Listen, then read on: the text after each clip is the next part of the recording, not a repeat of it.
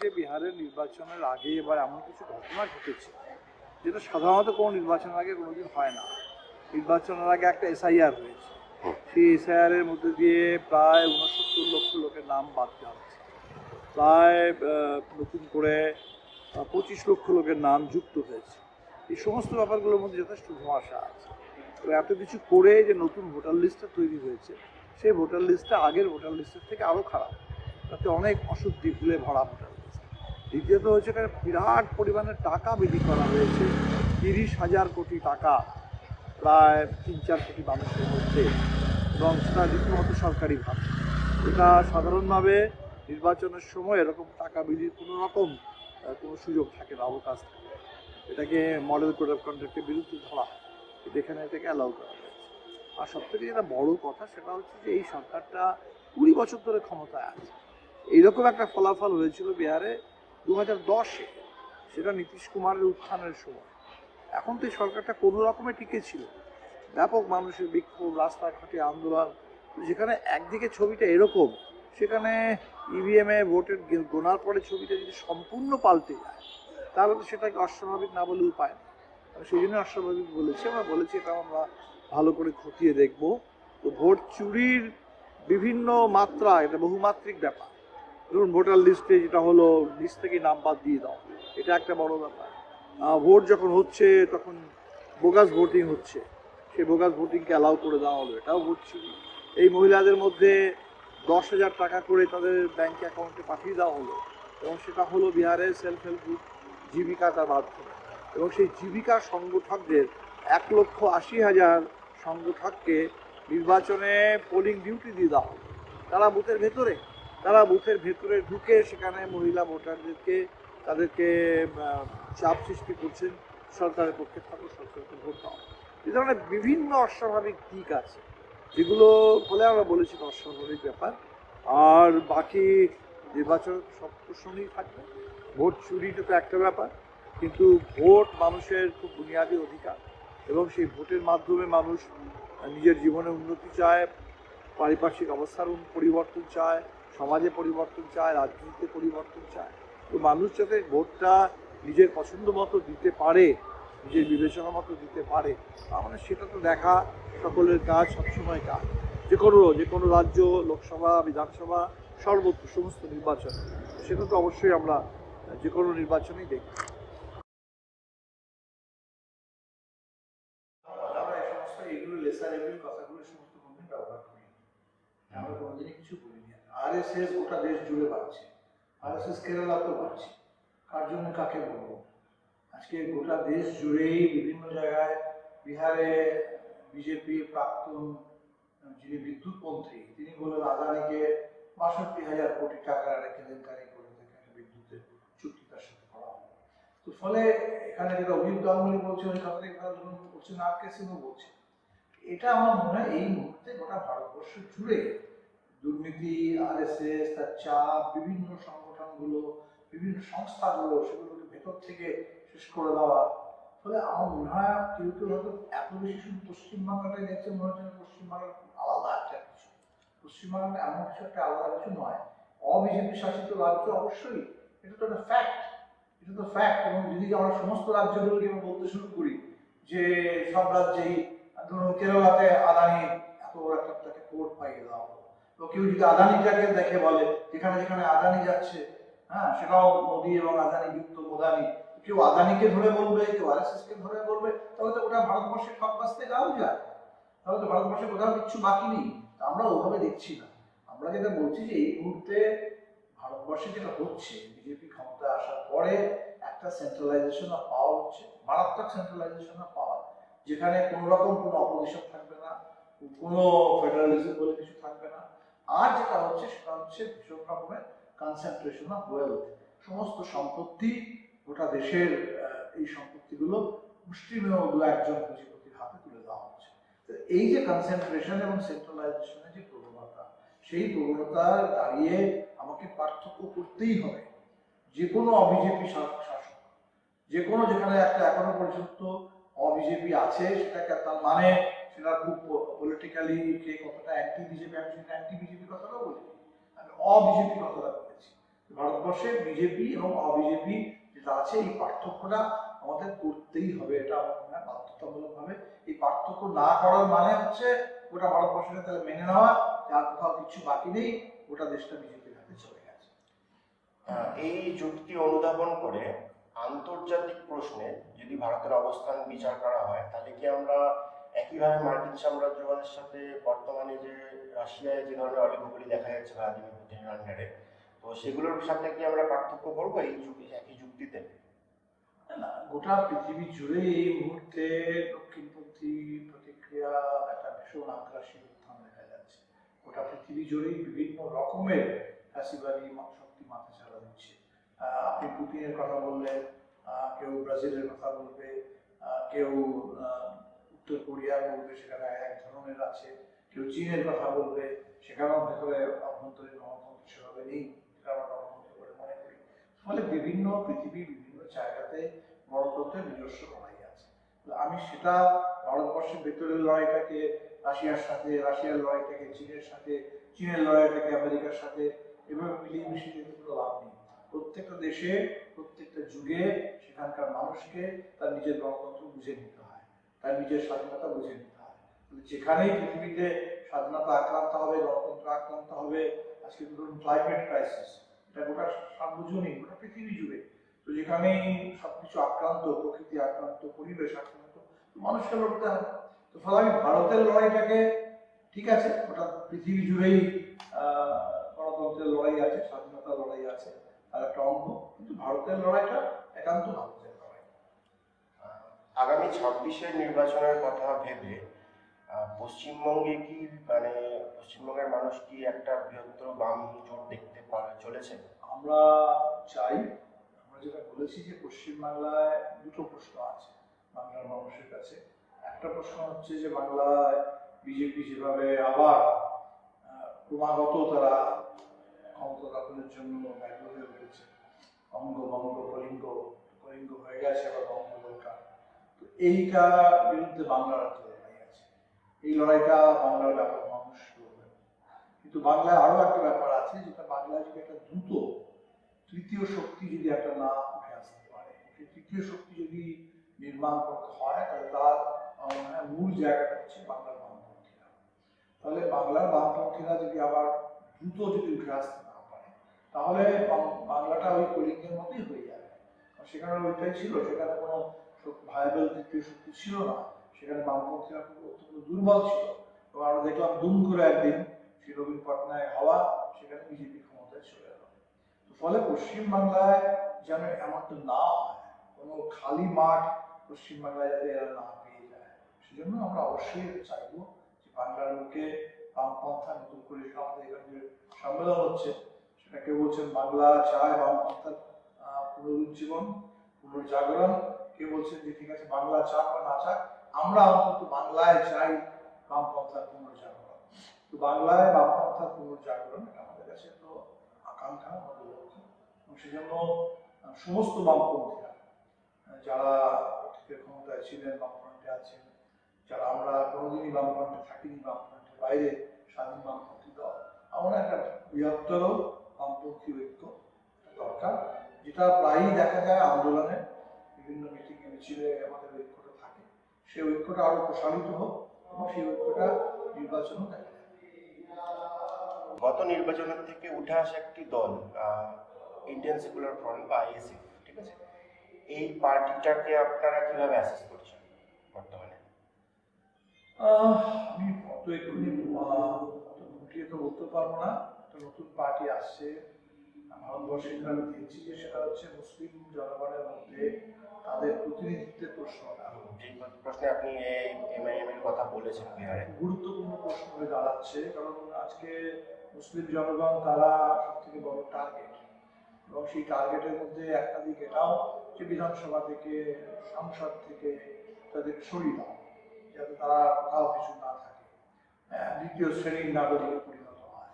তো আমার মনে হয়েছে যে পশ্চিমবাংলায় আইএসএফ এর পেছনে এই আবেগটাও কাজ করছে, বাংলায় মুসলিম রিপ্রেজেন্টেশনের প্রশ্নটা আরো হয়তো অন্য কারো প্রশ্ন থাকবে। সেজন্য একটা নতুন পার্টি, যে কোনো নতুন পার্টিকে আমি সময় দিতে রাজি। বিভিন্ন সময়ে তার অভিজ্ঞতা, তারা এক্স্যাক্টলি কি করছে, কিভাবে হচ্ছে। এবং এই মুহূর্তে পশ্চিমবাংলায় বিধানসভা নিরিখে তৃতীয় শক্তি বলতে তোরাই আছে। তো বিজেপির বিরুদ্ধে বা ফ্যাসিবাদের বিরুদ্ধে লড়ে ওঠার ভরসাযোগ্য সহযোগী হতে পারে বলছেন? আমার মনে হয় অবশ্যই আমি শুধু তৃতীয় শক্তি কথা ব্যবহার করেছি, বাকি আমার অত নির্দিষ্টভাবে একটু বলার মতো আমার অবস্থায় নেই। সেখানে অন্য বামদলগুলো তারা কি ভাবছে, সবাই মিলে কথা বলতে হবে। আমার মনে হয় প্রথম প্রশ্নটা হচ্ছে বামপন্থীদের বৃহত্তর ঐক্য, কার্যকরী একটা ঐক্য, এবং সেই ঐক্যের পরে সঙ্গে আরো কারা থাকতে পারে, একটা তৃতীয় শিবির, একটা ভায়াবল তৃতীয় শিবির কি করে গড়ে উঠতে পারে, যাতে বিজেপির বিরুদ্ধে যদি লড়াইটা শুধুমাত্র দ্বিমুখী থাকে তাহলে তো যেটা আমরা দেখছি যে আজকে পশ্চিমবাংলায় বোধ হয় বিহারে যেরকম ছিল 40%, দুটো 40% ছিল, আর 20% তৃতীয় শক্তি ছিল। সেই 20%টাকে ভেঙে তার থেকে 10 নিয়ে বিজেপি এনডিএ 50 হয়ে গেল। এখানেও যদি তৃতীয় শক্তি যদি জোরালো না থাকে তাহলে তো বিজেপি সমস্ত দখল করে দেবে, দখল করে নিয়ে লড়াইটা যদি দ্বিমুখী হয়, সেই দ্বিমুখী লড়াইটা বিজেপির জন্য সুবিধা হবে। আরেকটি ট্রেন্ড বা বলা যেতে পারে এখনো আন্ডার কারেন্ট বাংলায় দেখা যাচ্ছে, সেটা হচ্ছে বাঙালি জাতীয়তাবাদ, যার নামে কিছু দলও তৈরি হয়েছে, যদিও নির্বাচনে এখনো প্রাসঙ্গিক নয়। বামেদের একাংশ বলছেন এদেরকে তৃণমূলের বিটিং, কেউ আবার এর মধ্যে শিবসেনার ছায়া দেখতে পারছেন। তো এই ট্রেন্ডটা বা এই ধারাটাকে আপনারা এই মুহূর্তে কিভাবে অ্যাসেস করছেন? আমার মনে হয় বাঙালি জাতীয়তাবাদ বোধহয় সেভাবে কোনো ধারণা নয়, কিন্তু বাংলা বিভিন্নভাবে বাংলার ইতিহাস, বাংলার শ্রমিক, বাংলা ভাষা, বাংলার শিল্প সাহিত্য আক্রান্ত হচ্ছে। বাংলা যদি আক্রান্ত হয়, বাঙালি শ্রমিকরা যদি ভারতবর্ষের বিভিন্ন রাজ্যে রাজ্যে তাদের যদি মার খেতে হয়, আজকে রামমোহন রায়কে যদি বলা হয় তিনি ব্রিটিশের দালাল ছিলেন এবং হিন্দু বিরোধী ছিলেন, আজকে রবীন্দ্রনাথের উপরে যদি আঘাত নেমে আসে, তাহলে তো বাংলা অবশ্যই মুখে দাঁড়াবে। কিন্তু বাংলার মুখে দাঁড়ানোটা আমি মনে করি সেটা কোনো বাঙালি জাতীয়তাবাদ হবে না। বাংলা হচ্ছে ভারতবর্ষের স্বাধীনতা আন্দোলনের সময় যেটা বলা হতো, Bengal things today, India things today. তো বাংলা হচ্ছে গোটা ভারতবর্ষের যে ভারতীয় জাতীয়তাবাদ, সেই জাতীয়তাবাদের অন্যতম মূল স্তম্ভ, ভারতের স্বাধীনতা আন্দোলনের অন্যতম পীঠস্থান। তাহলে আমি আলাদা করে কোনো বাঙালি জাতীয়তাবাদের কথা বলি না। আমি মনে করি যে ভারতবর্ষের যে আজকে আমাদের স্বাধীনতাও বিপদ, ব্রিটিশের কাছ থেকে যে স্বাধীনতা লড়াই করে আদায় হয়েছিল, সেটা খানিকটা যেন মনে হচ্ছে আমেরিকার কাছে, ট্রাম্পের কাছে বন্ধক রেখে দেওয়া হচ্ছে। ওখান থেকে সবাইকে দাসের মতো, যাদের কাছে ডকুমেন্ট হয়তো নেই, তাকে হাতে পায়ে শিকল দিয়ে বেড়ি দিয়ে পাঠানো হচ্ছে আমাদের দেশে, ট্যারিফ লাগিয়ে দেওয়া হচ্ছে। তাহলে আজকে ভারতবর্ষের স্বাধীনতা বা যেটা গোটা দেশের যে ঐক্যটা গড়ে উঠেছিল, হিন্দু মুসলিম শিখ ভাষা ধর্ম নির্বিশেষে বিবিধের মাঝে দেখো মিলন মহান, এই যে মহামিলনের ঐক্য ভারতবর্ষ ছিল, সেটাকে যখন ভাষা দিয়ে ধর্ম দিয়ে সংস্কৃতি দিয়ে সেটাকে ভাঙার চেষ্টা হচ্ছে, সেটাকে একটা ছোট জায়গায় আনার চেষ্টা হচ্ছে, তখন ভারতের ঐক্যটাও বড় প্রশ্ন। এবং এই সব প্রশ্নেই সেই স্বাধীনতা আন্দোলনের যে স্পিরিট, স্বাধীনতা আন্দোলন থেকে পাওয়া সংবিধান, স্বাধীনতা আন্দোলন থেকে গড়ে ওঠা আধুনিক ভারতবর্ষ, সেই আধুনিক ভারতবর্ষ, তাই স্বাধীনতা, এই সব কিছু রক্ষার জন্যই বাংলা কিন্তু একটা লড়বে। সেটা বাঙালি জাতীয়তাবাদ নয়, সেটা ভারতীয় জাতীয়তাবাদের প্রাণবন্ত একটা অভিব্যক্তি। আর একটি প্রশ্ন যেটা মূলত একটা পারসেপশনকে ঘিরে বলতে পারেন, একটু অন্য ধরনের প্রশ্ন। বর্তমানে যারা বিজেপি ভোটার, যারা ভারতে ধরুন 38% বা যে পার্সেন্টেজের কাছাকাছি আপনি রাখুন না কেন, তারা কিন্তু ট্র্যাডিশনালি সাম্প্রদায়িক ছিলেন না, এটা মানে আমরা মনে করছি। মানে বিভিন্ন মানুষের সাথে ঘুরে, মানে বিজেপি যে একটা ইনক্রিজ হয়েছে ভোট শেয়ারে, তাদের একটা বড় অংশ ভিতরে একটা তাদের মধ্যে পারসেপশন আছে যে বামপন্থী কংগ্রেস বা অন্যান্য গণতান্ত্রিক দলগুলো ভারতের বুকে ইসলামী মৌলবাদকে প্রতিহত করতে যথেষ্ট নয় বা আন্তরিক নয়, এবং বিজেপির আমলে বোধ হয় তারা কোনোভাবে বিজেপি আর কি তাদেরকে যোগ্য জবাব দিচ্ছে, ঠিক আছে, এই ধারণা বশবর্তী হয়ে তাদের একটা বিজেপির প্রতি একটা সুইং দেখা যাচ্ছে। এটা তুমি ধারণাটা তো খুব ভ্রান্ত, তোমার ধারণাটা কোনো তথ্যের উপর দাঁড়িয়ে নেই। কারণ আপনি দেখবেন যে একটা ভিডিও আবার ভাইরাল হয়েছে, ভিডিওটা কোনো ফেক ভিডিও না। অজিত দোভাল তিনি 2014 আগে তিনি বলছেন যে ভারতবর্ষে যারা এই সমস্ত স্পাইয়ের কাজ করছে বিভিন্ন বিদেশি করার জন্য, তার মধ্যে সব থেকে বেশি সংখ্যা হিন্দু আছে। ফলে এই যে মৌলবাদ বা দেশের বিরোধী শক্তি হিসেবে তাগিয়ে দেওয়া, মৌলবাদ সর্বত্র আছে, যে কোনো ধর্মের মধ্যেই মৌলবাদ আছে। কোনো একজন সন্ত্রাসবাদের রাস্তা যদি বেছে নেয়, তাকে তার ধর্মের সাথে যুক্ত করে দেওয়া, এই যে বা মুসলিম জনগণের কাছে বারবার তাদের দেশপ্রেমের সার্টিফিকেট চাওয়া, এই দেশটা তো তাদের, এই দেশটা তো হিন্দু মুসলিম সবাই মিলে চিরকাল একসাথে থেকেছে, চিরকাল একসাথে লড়েছে এবং লড়ে এই দেশটাকে স্বাধীন করেছে। এই যে একটা মুসলিম বিদ্বেষ, যেটাকে ধীরে ধীরে ওটাকেই একটা হিন্দু ধর্ম বলে চালানো হচ্ছে। আসলে আমরা প্রশ্নটা মুসলিমদের ততটা নয়, এটা হচ্ছে আমরা যেটা বুঝতে পারছি না অনেকেই, যে হিন্দু ধর্মের মধ্যে বিবেকানন্দ হিন্দু ধর্মের কথা বলছেন। বিবেকানন্দ শিকাগো বক্তৃতায় গিয়ে বলছেন যে আমার গর্ব বোধ হয় আমি সেই দেশ থেকে এসেছি, সেই দেশ এবং সেই ধর্মের প্রতিনিধি হিসেবে এসেছি যে দেশে কালে কালে যুগে যুগে পৃথিবীর বিভিন্ন প্রান্তে যারাই অত্যাচারিত, যাদেরকে টার্গেট করা হয়েছে, অ্যাটাক করা হয়েছে, আমাদের দেশ তাদেরকে সম্মান দিয়েছে, তাদেরকে আশ্রয় দিয়েছে। তাহলে এই যে উদারতা, এই যে উদার হিন্দু ধর্ম, সেই উদার হিন্দু ধর্মটাই কোথাও যেন সেটাকে একটা খুব ছোট একটা জায়গার মধ্যে আটক করে দেওয়া হচ্ছে। তো ব্যাপারটা হচ্ছে যে মুসলিম মুসলিম বলতে বলতে আসলে হিন্দু ধর্মটাই যে কিরকম একটা তার যে ছবিটা, তার যে চেহারাটা, তার যে সংস্কৃতিটা, তার যে এই আধুনিক পর্যন্ত যে ধরনের একটা উদার ব্যাপার ছিল, সেই ব্যাপারটাই কোথাও যদি নষ্ট হয়, তাহলে এটা কিন্তু একটা অন্য রকমের বিপদ। মুসলিম তো আজকে আছে নেই, কিন্তু তালিবান যদি তালিবানি মডেলটা যদি এখানে হয়ে যায়, তো অন্য মৌলবাদের বিরোধিতা করতে করতে আমরা নিজেরাই যদি হিন্দু বা মৌলবাদী হয়ে পড়ি, তাহলে তার থেকে বড় বিপদ কি হবে? আমার মনে হয় বিজেপি এই মুহূর্তে বিভিন্ন ভাবে বিজেপিকে যারা ভোট দিচ্ছে, তারা আসলে একটা কারণে হচ্ছে না, তারা তো ওই সময়ে মোদীর সেই গুজরাট মডেল, 15 লক্ষ টাকা বছরে 2 কোটি চাকরি, অনেকে তো সেটা হলেও দেখেছে। অনেকে ভেবেছে এটা বড় সরকার, মানে মজবুত সরকার, সে সবাইকে জবাব দেবে। আজকে এই সরকার কাউকে জবাব দিতে পারছে না, না চীনকে, না আমেরিকাকে, কোনো প্রশ্নের কথা জবাব দিতে পারছে না। এটা বিজেপি সম্পর্কে মানুষের যে একটা ভ্রান্ত ধারণা, এটা দেশের বিভিন্ন জায়গায় কিন্তু ভাবতে শুরু করেছে। সেই জন্য দেখবেন 2024 যে ইলেকশন রেজাল্টটা, মহারাষ্ট্রে বিজেপি কি ফল, উত্তরপ্রদেশে বিজেপি কি ফল, কিন্তু পশ্চিমবাংলায় যেহেতু বিজেপি এখনো সরাসরি ক্ষমতায় কখনো আসেনি, মানুষের বিজেপি সম্পর্কে ধারণাটা হয়তো এখনো একটু সে অর্থে প্রত্যক্ষ নয়। অন্য রাজ্যে আমরা বিজেপিকে দেখছি, এটা খুব দুর্ভাগ্যজনক হবে যে আসামের বিজেপিকে দেখেও, ত্রিপুরার বিজেপিকে দেখেও, বিহারের বিজেপিকে দেখেও, উড়িষ্যার বিজেপিকে দেখেও বাংলার মানুষকে যদি অপেক্ষা করে থাকতে হয় আগে বাংলায় আসুক দেখি তারপরে বলবো, তাহলে এটা হচ্ছে যেটা বারবার লোকে বলে দেখে শেখা ঠেকে শেখা। তো দেখে যদি না শিখতে পারি, ঠেকে যদি শিখতে হয়, তাহলে সেটা বাংলার জন্য খুবই দুর্ভাগ্যের হয়। এবার কিছুটা পার্সোনাল ব্যক্তিগত প্রশ্ন বলতে পারেন, কিছুটা হলো আপনি তো ইন্ডিয়ান স্ট্যাটিস্টিক্যাল ইনস্টিটিউটের ছাত্র ছিলেন, তো আপনি যদি স্ট্যাটিস্টিক্স না হতো, মানে স্ট্যাটিস্টিক্স ছাড়া অন্য কি হতে চেয়েছিলেন, মানে যদি স্ট্যাটিস্টিক্স নিয়ে না পড়তেন তাহলে কি নিয়ে পড়াশোনা করতেন? আমার প্রথম এটা ছিল আমি ইকোনমিক্স নিয়ে পড়বো, সেই জন্য আমি অ্যাকচুয়ালি 1979-তে দিল্লি চলে গিয়েছিলাম হায়ার সেকেন্ডারি পরীক্ষা, তখন আমাদের ফাইনাল রেজাল্ট আসে, টেস্ট রেজাল্ট নিয়ে আমি দিল্লি চলে গিয়েছিলাম। তারপর দিল্লি গিয়ে টের পেলাম যে আমি সে বছর অ্যাডমিশনই পাবো না, কারণ আমার কাছে ফাইনাল রেজাল্টটা নেই। আর দিল্লিতে যারা ওখানকার বোর্ডের ছাত্র ছাত্রী, তাদের কাছে রেজাল্ট আছে, হ্যাঁ বুঝলাম দিল্লিতে হবে না।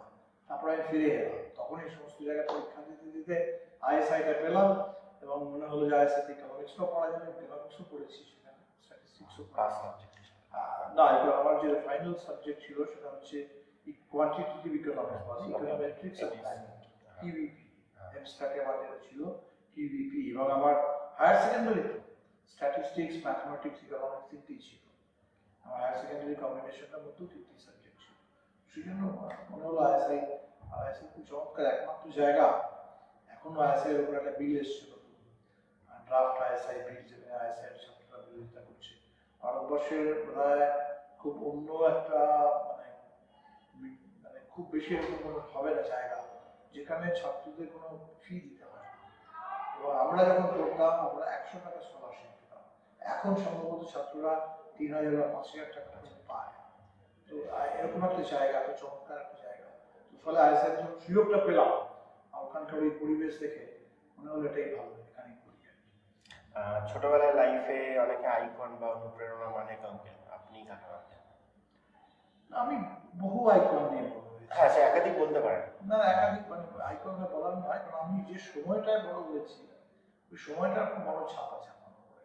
সেটা হচ্ছে একদম নকশালবাড়ি আন্দোলনের সেই গোড়ার দিকের সময়, যখন দেওয়ালে দেওয়ালে লেখা থাকতো 70 দশকের 70 দশকে পরিণত করতে হবে। দেয়ালে দেয়ালে ভারতের মানচিত্র আঁকা থাকতো, আর সেখানে লাল লাল আমরা দেখতাম শ্রীকাকুলাম, কেরলা, বালকে, বিভিন্ন জায়গা। তো এই যে একটা ভারতবর্ষে আবার সে মুক্ত হবে প্রিয় মাতৃভূমি, এই যে সময়টা আমরা বড় হয়েছি, আমার ওই সময়টাই আমার কাছে খুব বড়। ওই সময়ে যারাই চারু মজুমদার থেকে শুরু করে পরে যখন আরো ইতিহাস পড়েছি, তখন হয়তো অত ভগৎ সিং জানতাম না, তখন অত আম্বেদকর হয়তো জানতাম না, তখন অত রবীন্দ্রনাথ জানতাম, নজরুল জানতাম, সুকান্ত জানতাম। তো পরে যত জানা বেড়েছে তত আইকনের সংখ্যাও বেড়েছে। প্রত্যেকেই ধরুন মানে বেঁচে থাকার রসদ দেয় মানুষকে। আইকনের সংখ্যা তো সমান বাড়ছে এখন। বেশ, একটা ছোট্ট র্যাপিড ফায়ার বলতে পারেন। মহাত্মা গান্ধী না লিওন ট্রটস্কি? আলাদা করে সবাই মানে ট্রটস্কি তো সম্পূর্ণ অন্য ঘরানার, গান্ধীও অন্য ঘরানার, এর মধ্যে বাছা মুশকিল। আচ্ছা, জ্যোতি বসু না বুদ্ধ ভট্টাচার্য প্রশাসক হিসাবে? প্রশাসন হিসেবে অবশ্যই জ্যোতি বসু। জ্যোতি বসুর আমলে আমফান গড়ে উঠেছিল, বুদ্ধদেবের আমলে আমফান সরকার চলে গিয়েছে। বর্তমান আমলে অরবিন্দ কেজরিওয়াল, পিনারাই বিজয়ন না এম কে স্টালিন কে বেশি কমরেড সুলভ প্রশাসক হিসাবে? আমি ঠিক প্রশাসন হিসেবে কারোরই তুলনা করতে পারবো না। আমার মনে হয় এখানে তামিলনাড়ুর যে মডেলটা আছে সেটার মধ্যে যথেষ্ট একটা সামাজিক ন্যায়ের ব্যাপারটাও আছে এবং একটা বড় ওয়েলফেয়ারের দিকও আছে। জোসেফ স্টালিন না মাও সেতুং বিশ্ব সমস্যাটি গতিপথে কার অবদান বেশি বলে মনে হয় আপনার? আমার তো মনে হয় অবশ্যই মাও, কারণ একটা চীনের মতো একটা দেশে কমিউনিস্ট আন্দোলনকে, একটা বিপ্লবকে জয়যুক্ত করা, ছড়িয়ে দেওয়া, তো সেখানে তো অবশ্যই, কারণ স্ট্যালিন একটা যুগে, কিন্তু স্ট্যালিন পরবর্তী সময় দেখি সেই সময়টা এশিয়া জুড়ে এবং যেখান থেকে গোটা পৃথিবী তৃতীয় বিশ্ব একটা প্রেরণা পেয়েছে। অবশ্যই নেতাজি না ভগৎ সিং? বর্তমান ভারতের প্রেক্ষাপটে কে বেশি ইউথ আইকন বা ইউকন হিসাবে? আমি আইকন কে কথাটা বেশি বলতে পারবো না, কিন্তু অবশ্যই আমার মনে হয় সেখানে ভগৎ সিং। আর নেতাজির মধ্যেও অনেক কিছু আছে, প্রচুর মানে ভাবমূর্তি অবশ্যই ছিল, কিন্তু আমার মনে হয় ভগৎ সিং এত কম বয়সে যেভাবে ভারতের সমাজটাকে উদ্ধার করে প্রায় ভারতবর্ষে কমিউনিস্ট আন্দোলনের যদি বলা যায় প্রথম কর্মসূচি সেটা লিখে দিয়েছিল এই বয়সে। ইন্দিরা গান্ধী না অটল বিহারী বাজপেয়ী? একজন এমার্জেন্সি কায়েম করেছিলেন, আর একজন আপনাদের ঘোষিত সবচেয়ে বড় রাজনৈতিক মানে প্রতিপক্ষ সেই দলে, কে বেটার অ্যাজ প্রাইম মিনিস্টার? না, আমি কাউকেই বেটার বলবো না। ভারতবর্ষে এখন অপেক্ষা করে আছে সেই প্রাইম মিনিস্টারের জন্য, যেটা প্রকৃতই ভারতবর্ষে একটা ওয়েলফেয়ার স্টেট তৈরি করবে, সেই অনাগত দিকে ভারত তাকিয়ে আছে। আপনি নিজে কখনো আজ অব্দি নির্বাচনে দাঁড়ানোর কথা ভাবলেন না কেন? আমার মনে হয় যে আমার বোধহয় মেন কাজটা হচ্ছে নির্বাচনে করা মানে যে রাজনীতি এবং তাতে যেভাবে দেখি আমাদের গভর্নমেন্টে তাদের একদম পুরো জড়িয়ে পড়তে হয় সম্ভব, তাহলে আমি এখন যে কাজটা করছি আমি করতে পারবো না ভাবে। সেই জন্য মনে হয় পার্টিও তাই মনে করে যে আমার পক্ষে এই কাজটা করাই ভালো। আপাতত পার্টি যেটা চায় আমি সেটাই করি।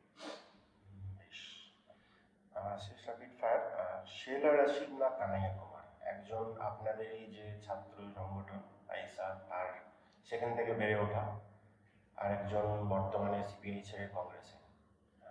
আমার তো দুজনের জন্য শুভেচ্ছা, কিন্তু শেলাকে নিয়ে আমি বেশি দুঃখিত, কারণ একদম বিজেপির খপ্পরে গিয়ে পড়েছে।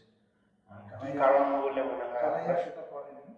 আমি জানি না, সেটা এখন কাশ্মীরের মতো জায়গায় সেখানকার মানুষের উপরে অনেক রকমের কাশ্মীরের কারণে হয়েছে কিনা আমি জানি না, বলতে পারবো না। কিন্তু যদি ও বিজেপি থেকে না সরে যেত তাহলে আমি কিছুই ভাবতাম না। কিন্তু সেই জন্য আমি যদি দুঃখের ব্যাপার যদি মনে হয় তাহলে সেরকম সাথে আমার কাছে দুঃখের ব্যাপার। কবিতা কৃষ্ণন আপনার পার্টি গত প্রায় 2 বছর কালীন সময় ছেড়েছেন, তো উনি যে কারণটা দর্শিয়েছেন সেটা আমরা একটু আলোচনার শুরুতে আমরা মানে কথাটা বললাম আমরা, যে পৃথিবী জুড়ে একটা যে দক্ষিণপন্থী রাজনীতির মধ্যেকার যে একটা আন্ডারস্ট্যান্ডিং দেখা যাচ্ছে, ঠিক আছে, সেই যুক্তিতে উনি সেটা ওনার ওনার অভিমত। তো আপনার কি মনে হয় উনি এটাই কি একমাত্র মানে কারণ, নাকি এর বাইরে কোনো রাজনৈতিক? সেটা তো উনি বলতে পারবেন। আমার যেটা মনে হয় যে কোনো মত পার্থক্য থাকতেই পারে, যে কোনো কারোর মধ্যে মত পার্থক্য নিয়ে তো আমরা পার্টিতে থাকি। কিন্তু কারো যদি মনে হয় যে আমার মত পার্থক্যটা এত গভীর যে আমার পক্ষে অন্য মতের লোকের সাথে কাজ করা সম্ভব নয়, তাহলে তো সেখানে আমার ধর্ম বন্ধ হয়ে আসছে, সেটা তো আমার কিছু করার নেই। তাহলে সেখানে মতের স্বাধীনতা, যে স্বাধীনভাবে যে মতটা মনে করে যে মতের পেছনে অসংখ্য অসংখ্য ধন্যবাদ স্যার।